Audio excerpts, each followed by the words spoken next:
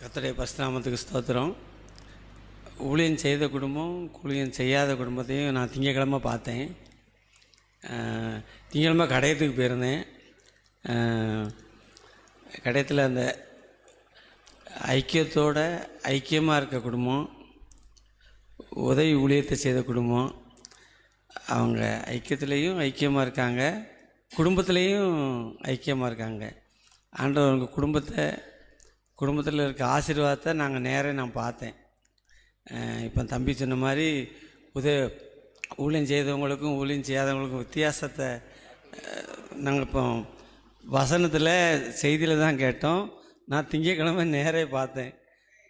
உதவி ஊழியம் செய்த குடும்பத்தையும் அவங்க ஆசீர்வாதத்தையும் நான் நேரடியாக பார்த்தேன்.